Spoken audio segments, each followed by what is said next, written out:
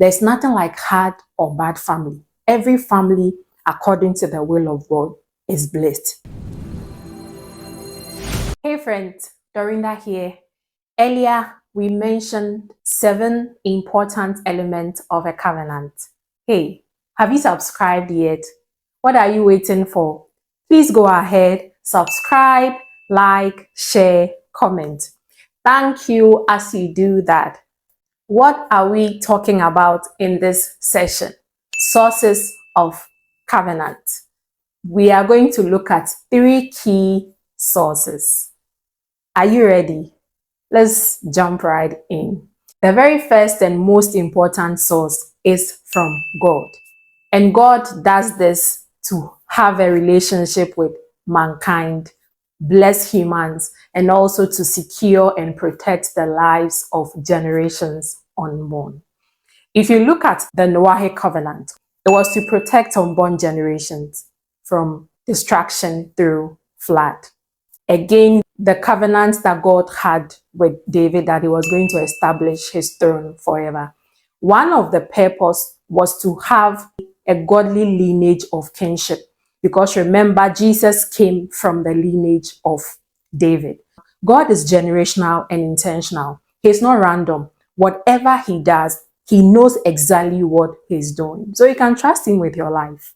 And again, the covenants of circumcision that he had with Abraham, he said, that is between me and you and generations unborn, to be their God. Okay, so clearly this is God entering into a covenant to ensure that there is a godly lineage. This happens to be the lineage of Jesus. So clearly God had a plan in motion to redeem mankind.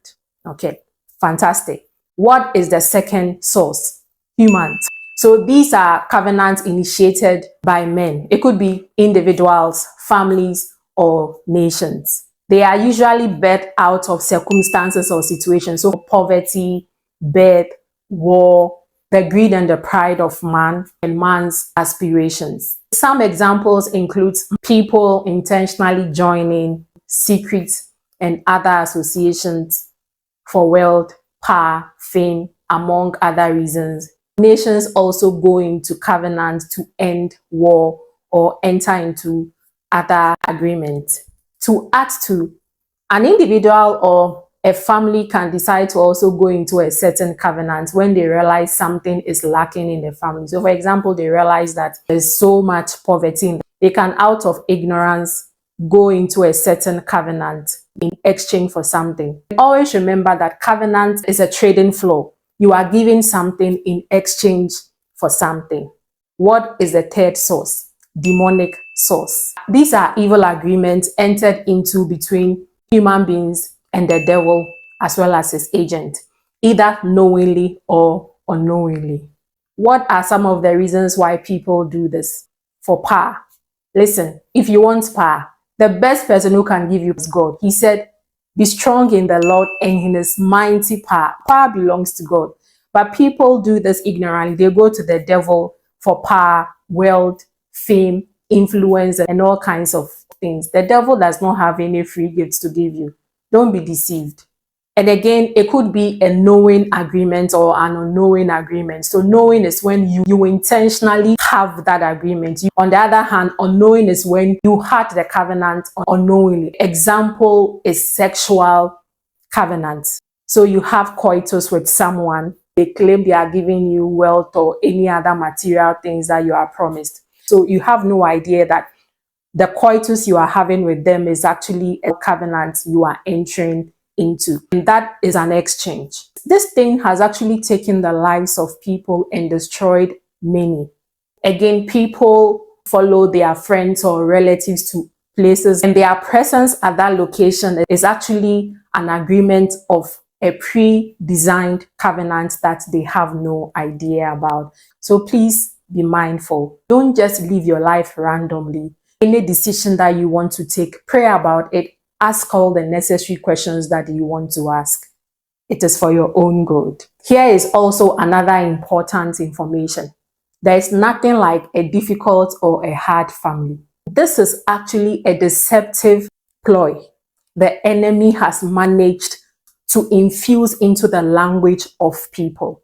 So by virtue of people in that family continually agree with that language, that hard family, it is a legal access the people continually gives the devil to enforce that evil.